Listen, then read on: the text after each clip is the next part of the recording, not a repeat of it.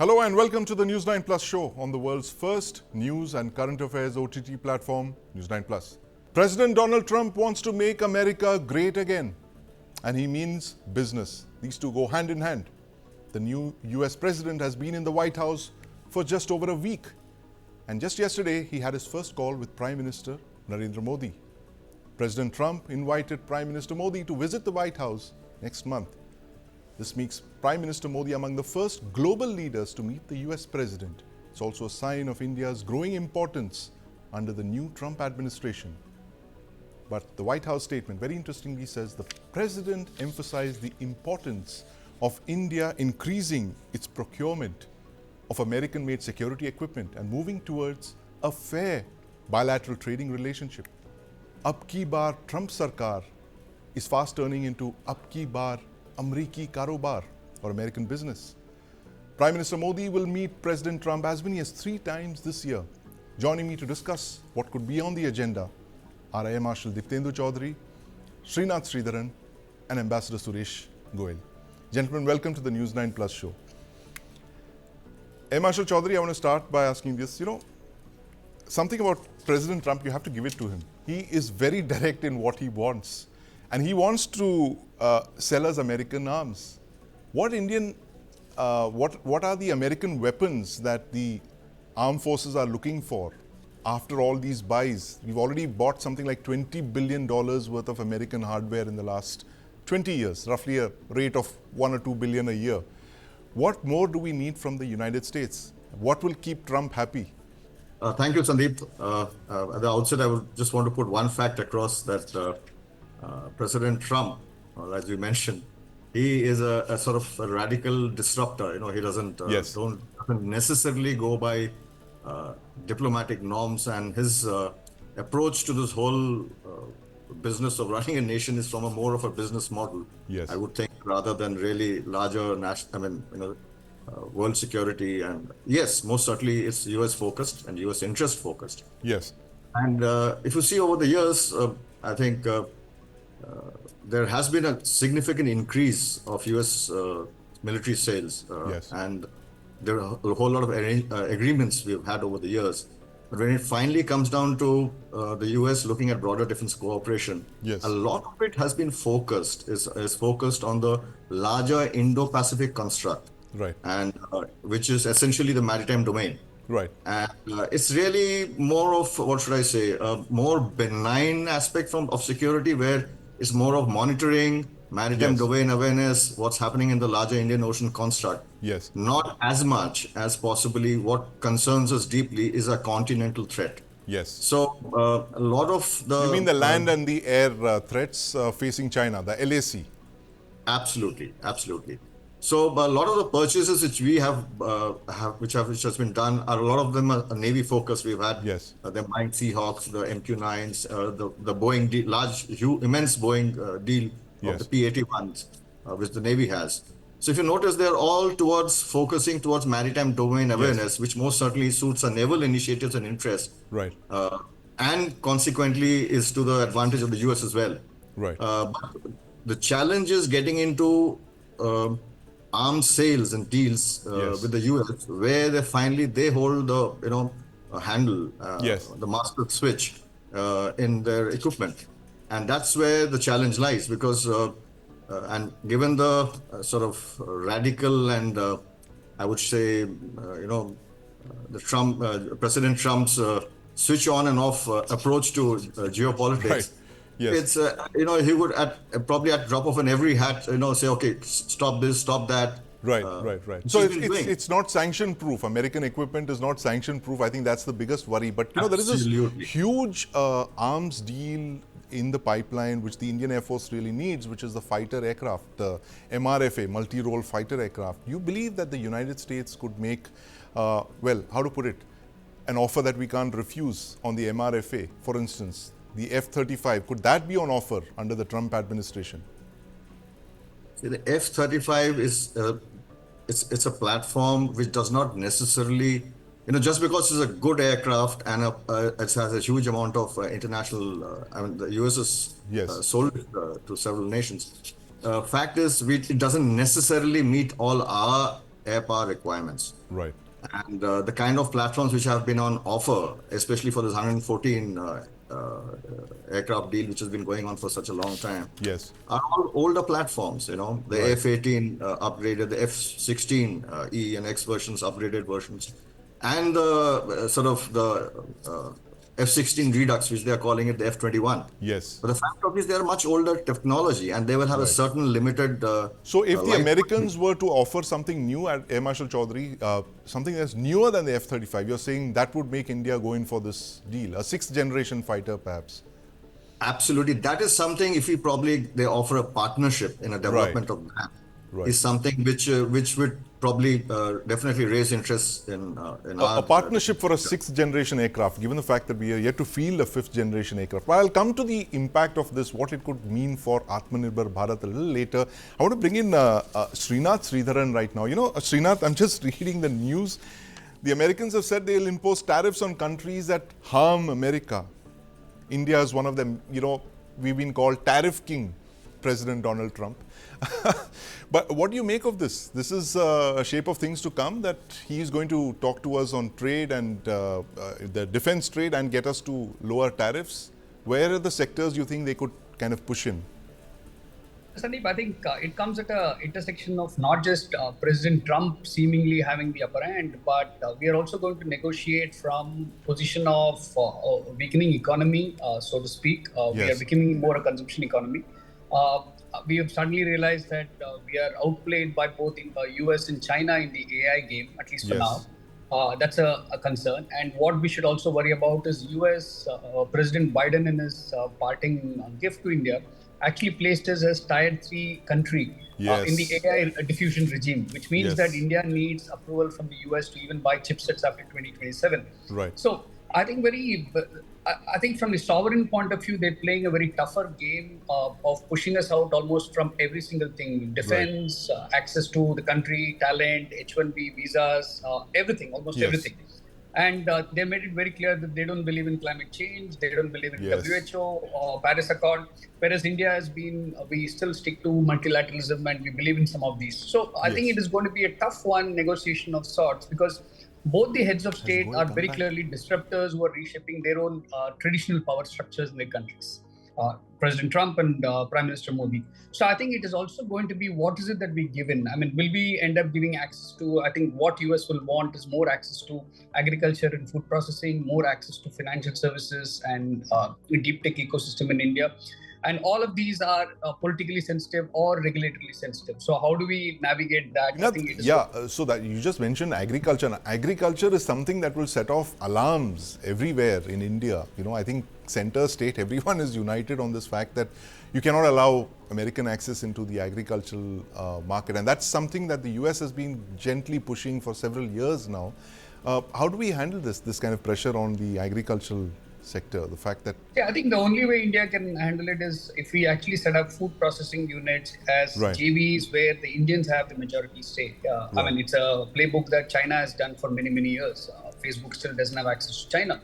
So I think, will we have the political gumption to get up and say, hey, any of these deals, almost very similar to FDI in insurance sector, right? We did not allow it initially and slowly opened it up in 20 years. So similarly, I think anything that is about food and any security measures, can we bring in an FDI in a limited way? I think there's an angle there.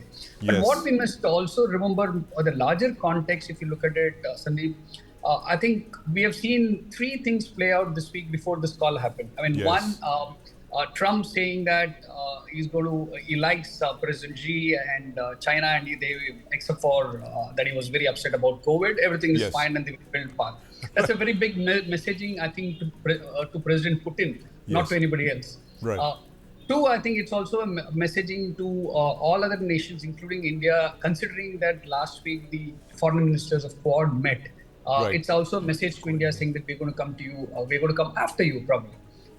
And the third one that's also happening is that they've been speaking about, President Trump has been speaking about AI almost every single day since he took charge. He even reacted to DeepSeek's launch by saying that, hey, US need to do more.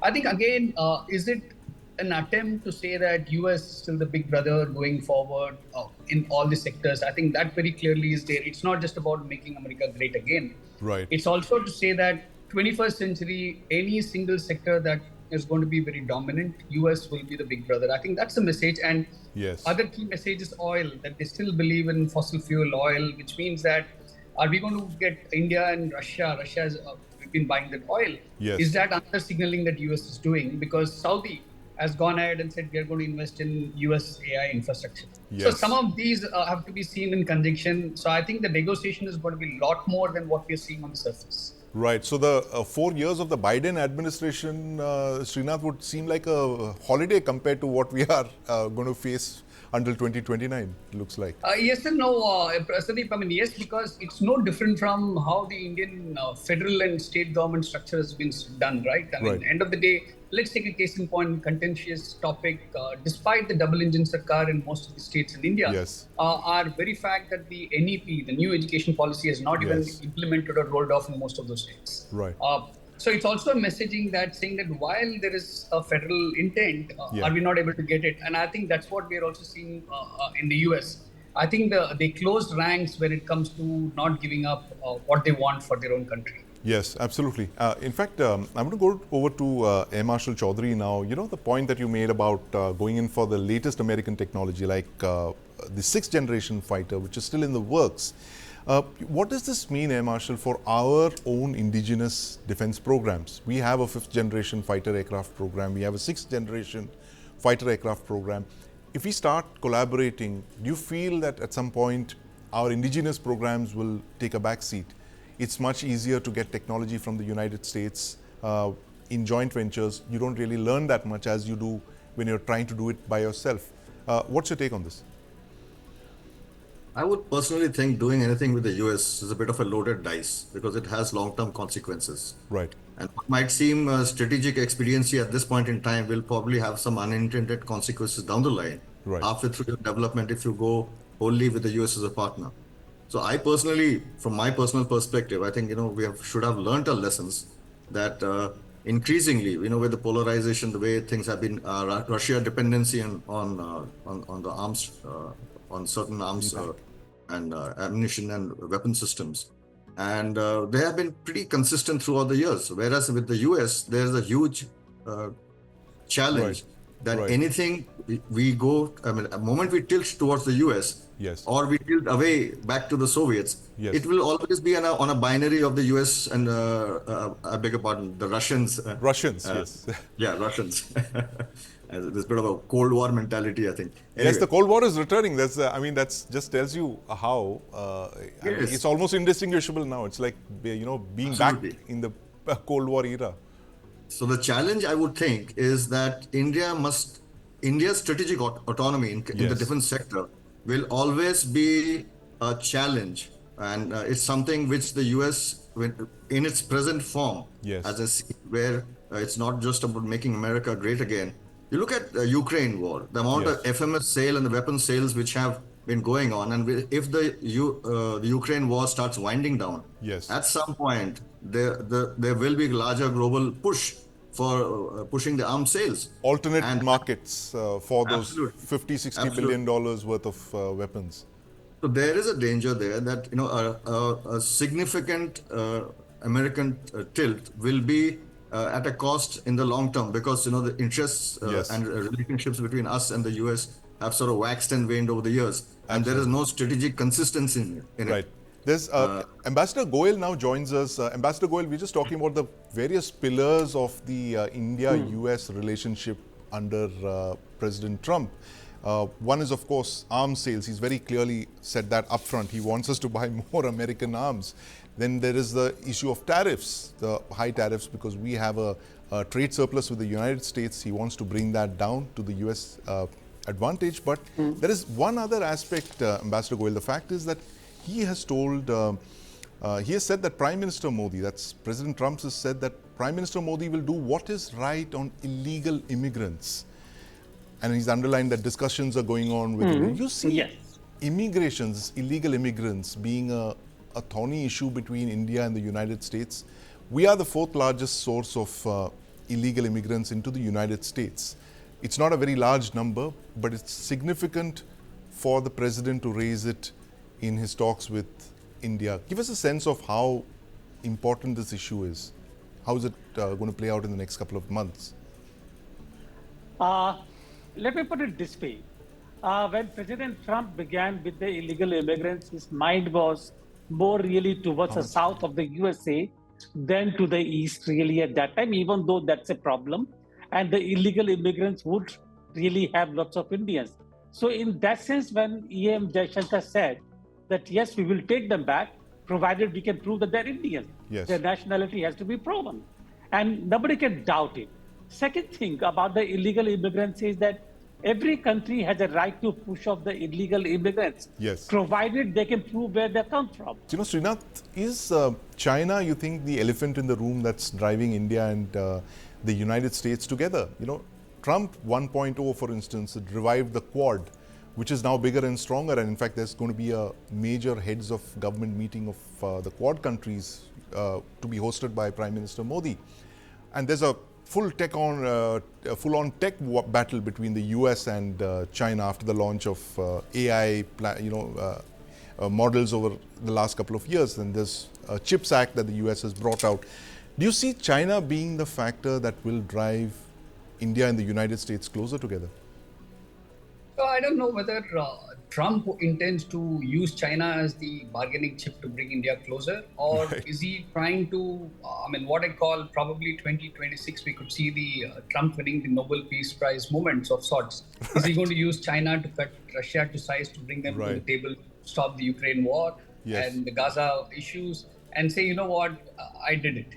But I think more importantly, it's not just about China. I think he's using diplomacy today as simple for him, just another tool. Yes. The traditional diplomacy used various forms, and today he's using everything as bargaining. And you're dealing with a global leader who uses X as more as the press release platform rather than the traditional structures of power.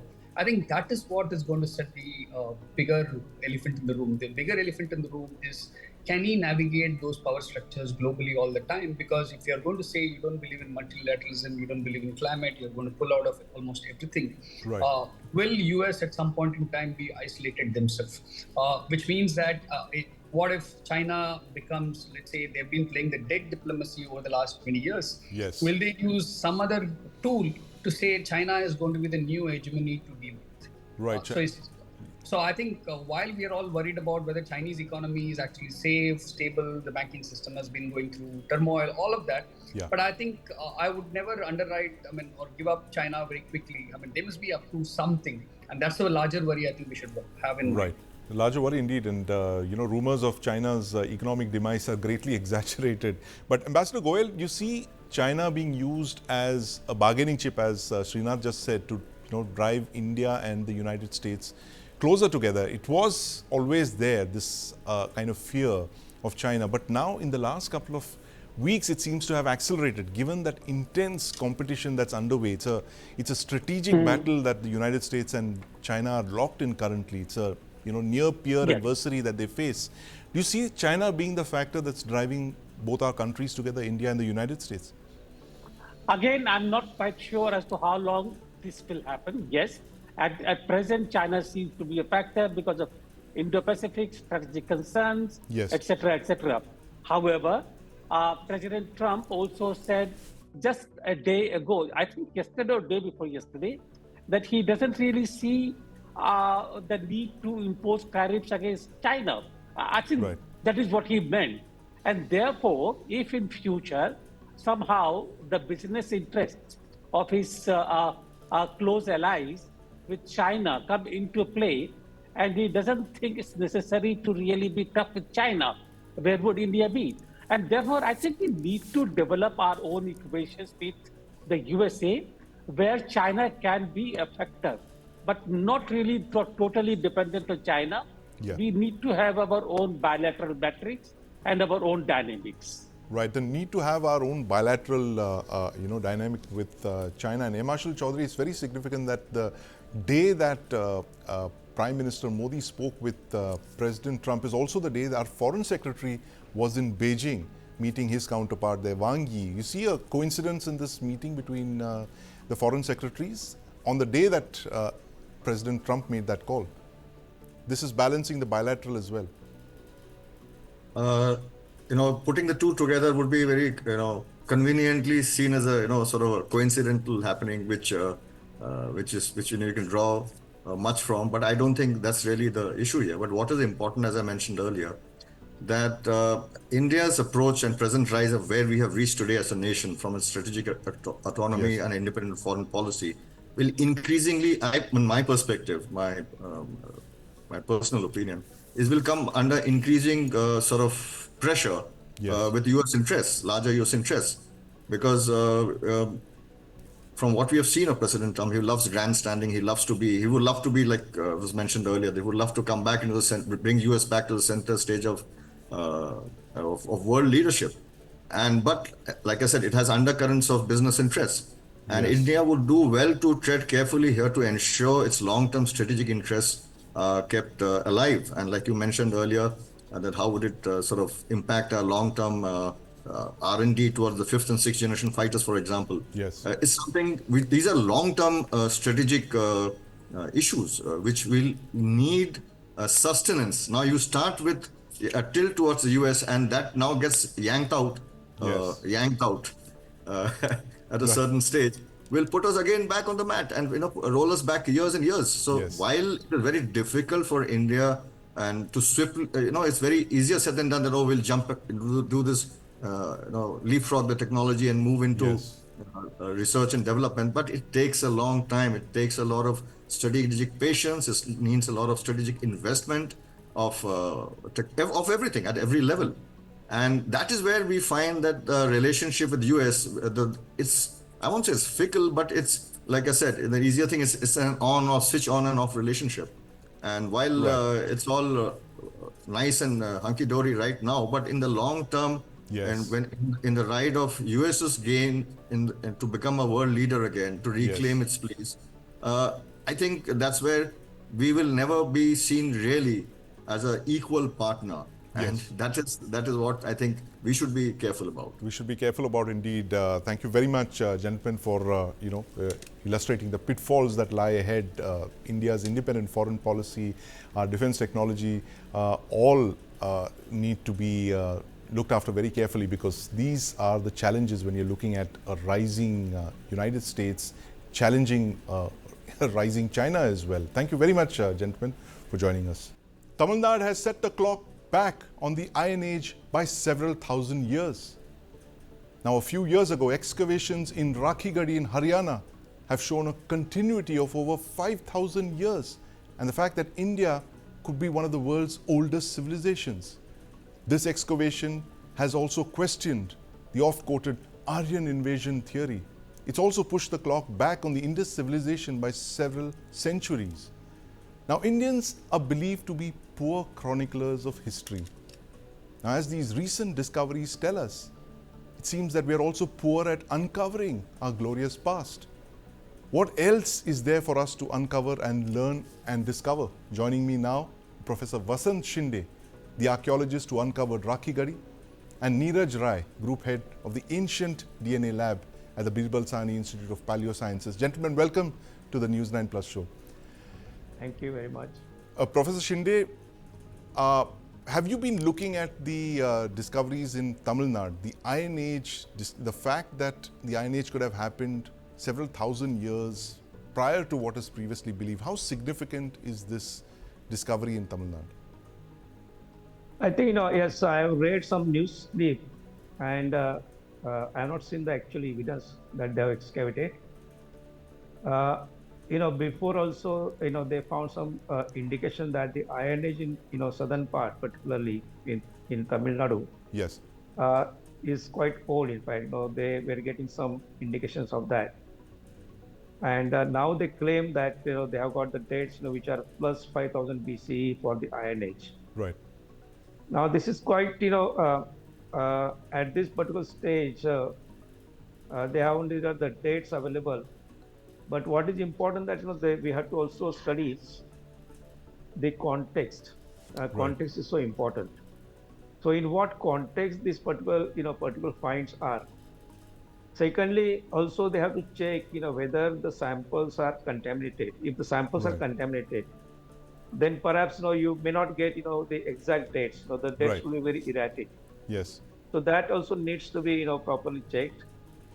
Thirdly, so far, whatever work research that we have done in India, yes, we do not find even the beginning of agriculture in the southern part of India. Right.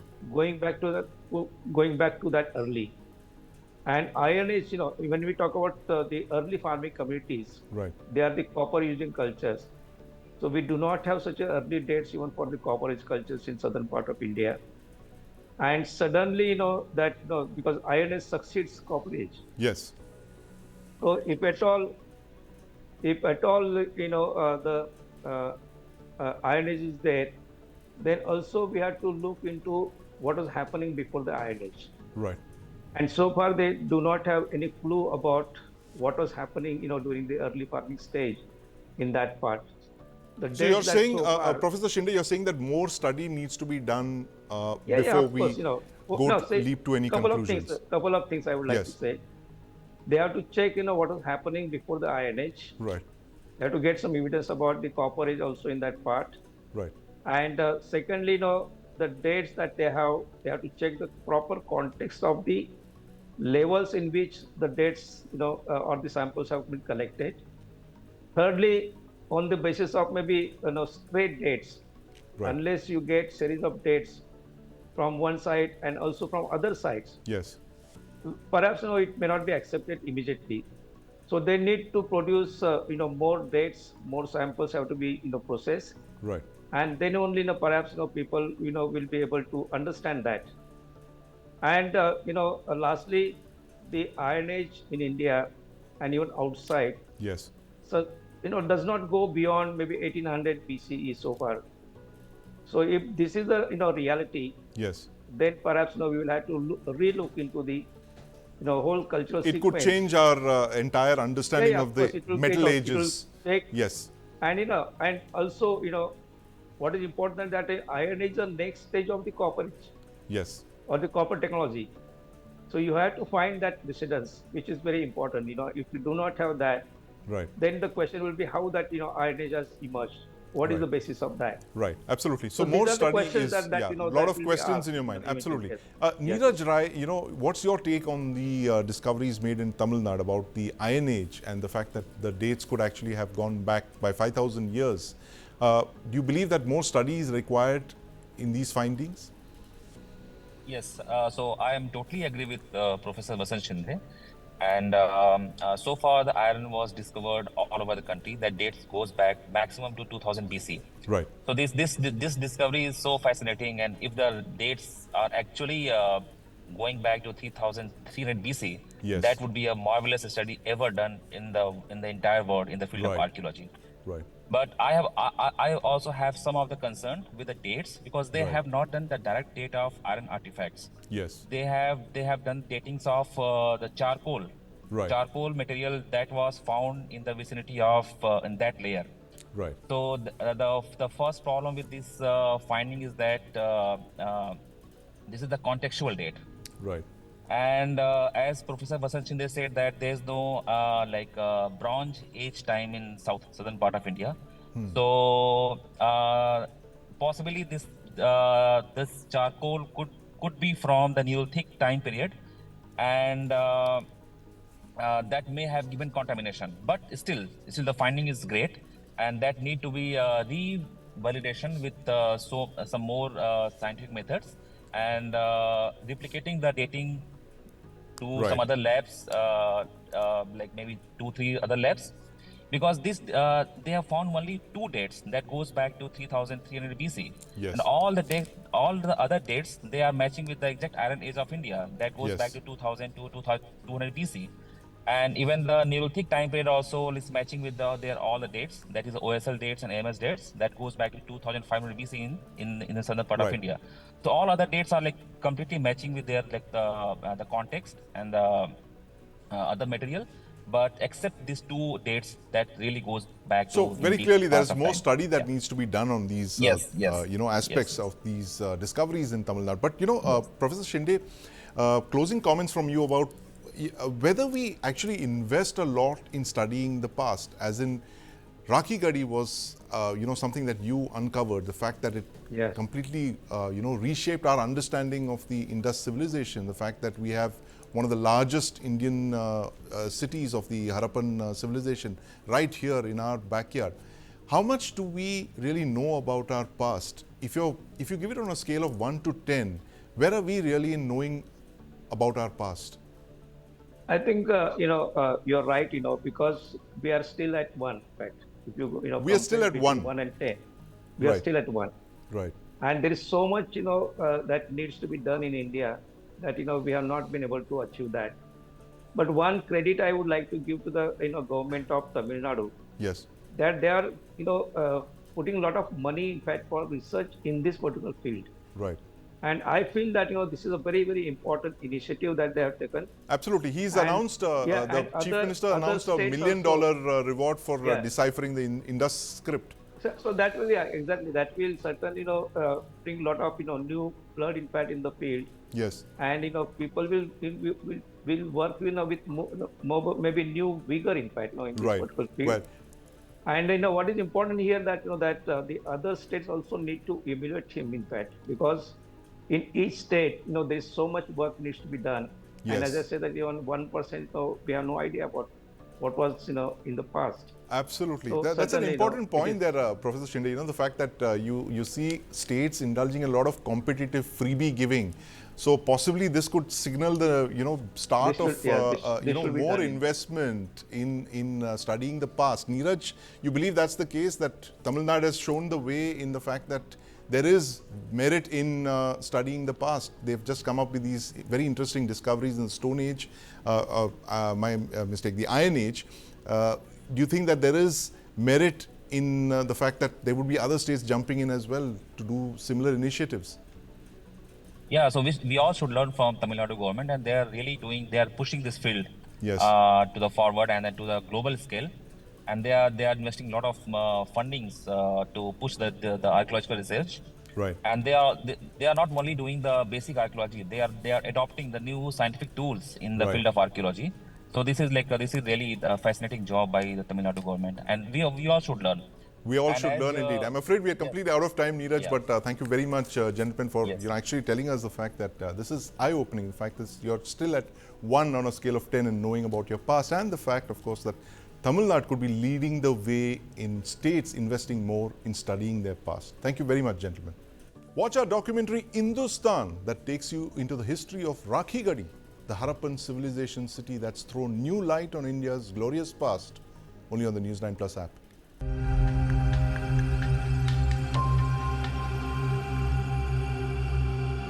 Deep in the Indian hinterland, amid sleepy villages and sprawling farmland,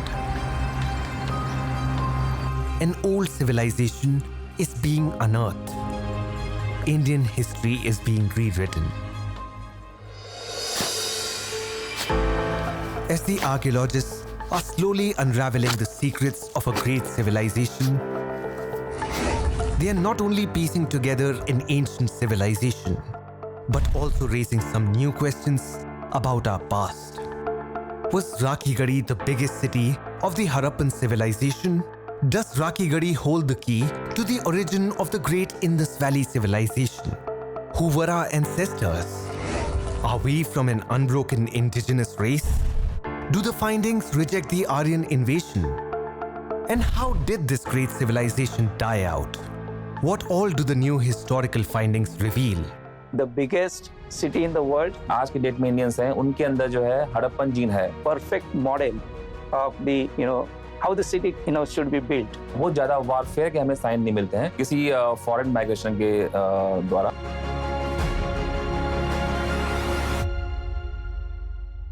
China's new artificial intelligence model DeepSeek is being called Beijing's Sputnik movement. References, of course, to the launch of the first Soviet satellite, which triggered off the space race with the United States. Now, the US has just triggered off a technology war with China with the CHIPS Act. which is now rapidly turning into an AI war with the launch of DeepSeek.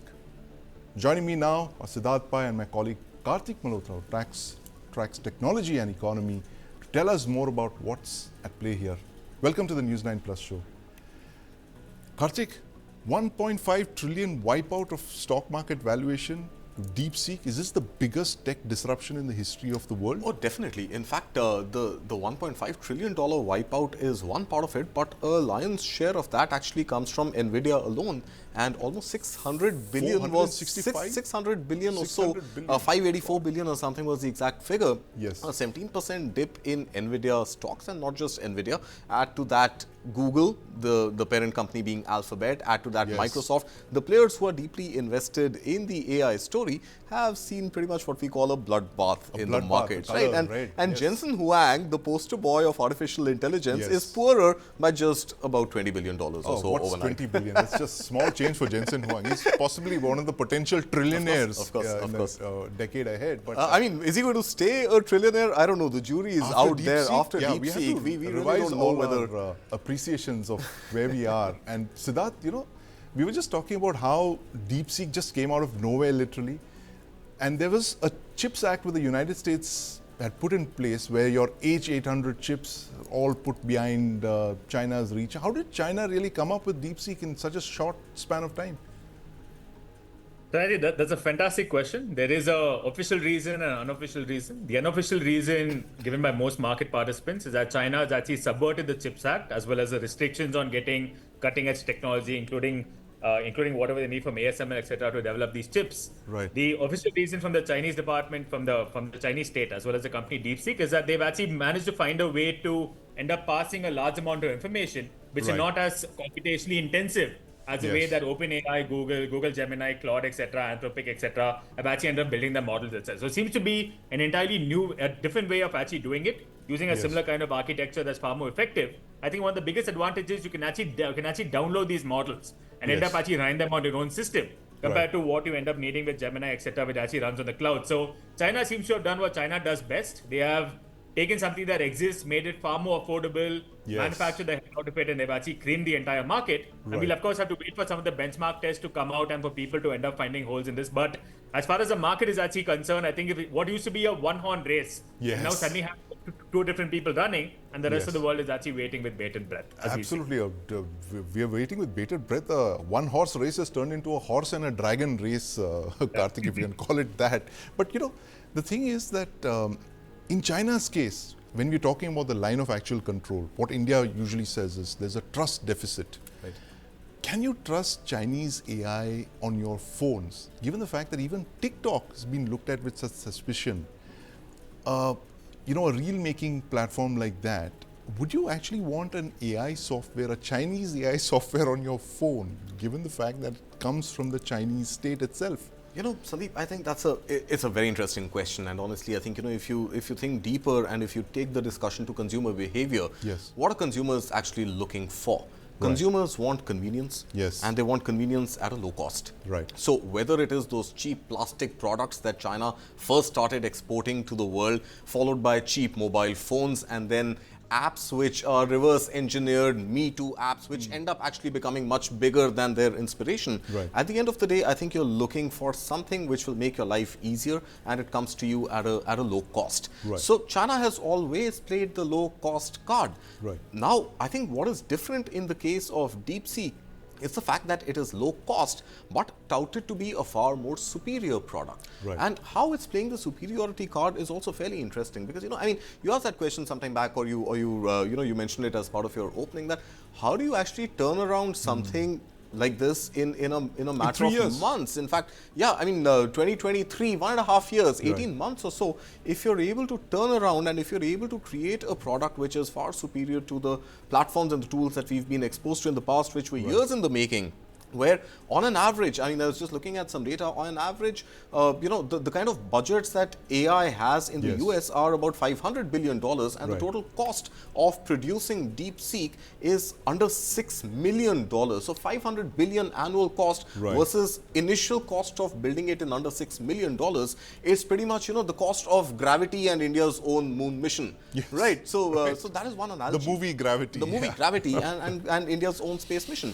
So I think what China has done beautifully is that it has reverse engineered, it has used existing knowledge, it has seen prototypes, but what it has done very smartly is the kind of scaling that it is using. So traditionally, the GPT and the co-pilots that we are a little more accustomed to right now have been using something called pre-test scaling, which is these large language models on which these bots are trained. So they pretty much are geeks, they know everything about everything, and hence they're able to quickly churn out answers for you. That is followed by something called the post-test scaling. So post-test scaling is that your answers are not great, a little more user input, and let's refine the answers for the next user. But basically, you're sitting on large language models which are trained and which are updated real time, and there's a lot of information for them to crunch. What China has done differently and what DeepSeek has done differently is that they are actually crunching all this information real time for you. So there's no LLM involved. You don't have a lot of data sitting on a lot of data centers and a lot of GPUs. And as the query comes, you start hunting for the best possible answer there and then. So I think that is the broad difference. But I think, again, early days, we'll have to actually give it time and see that did they actually subvert the US export control on NVIDIA chips, the NVIDIA 800 chips. I mean, there were stories, and we've also discussed those stories in the past, Sandeep, that Chinese national citizens traveling to the US, just buying NVIDIA chips off the shelf and taking them as part of their luggage back to China. Absolutely, the digital espionage of the 21st century. But Siddharth, the government of India plans to spend something like 10,000 crore, which is over $1 billion, in putting up a India AI mission for creating this ecosystem. There doesn't seem to be very much activity on our front. I mean, there is a deep seek, and there seems to be a deep sleep on our side. Is this a wake-up call for us? It is certainly for the United States, but is it for India as well? Where are our AI models? No, I think that's true. Actually, India has seen a fair amount of debate on whether we need foundational models or not. People like Mr. Koshi from the ONDC, Nandan Nilekani, etc., have actually spoken about that as well. But I think what it actually boils down to the fact that the amount that India spends on R&D is actually a drop in the ocean compared to what China and the US end up actually spending. I think it's actually no. If you look at our educational institutions also, for that matter, how many supercomputers do we have? How many GPUs that we have that end up actually training these kind of models? We have for a long time as a country failed to end up actually investing into these kind of frontier areas.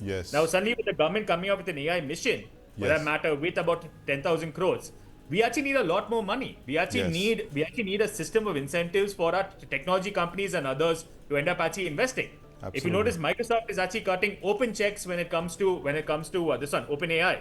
Even the entire Chinese machinery is actually investing very heavily into its own internal capabilities. But whereas we've seen Infosys invest into OpenAI, Infosys hasn't made a corresponding investment into any Indian startup or to even end up seeding anything for that matter itself. So I think it is a wake-up call, not just from the government, but also from the private sector as well. We can't end up being end consumers of AI. We also have to end up being people who end up actually building upon it also for that matter. Absolutely. And the way this race is coming about, if you don't own the foundational models, if you don't have basic compute, you will always be a consumer, and it'll become like what oil has been to India, where we have always end up being depending on other nations. We will end up actually depending on other nations when it comes to compute as well as when it comes to AI as well. So India needs to end up getting it back together. Absolutely. Thank you very much, Siddharth, for illuminating the pitfalls of this India AI mission, the fact that we continue to be dependent on foreign countries, not just for our oil, but now it seems increasingly for artificial intelligence as well. What you just outlined, both of you gentlemen, is the fact that this is a big wake-up call for India. Thank you very much for joining us. Thank you. And thank you for watching the News9 Plus show.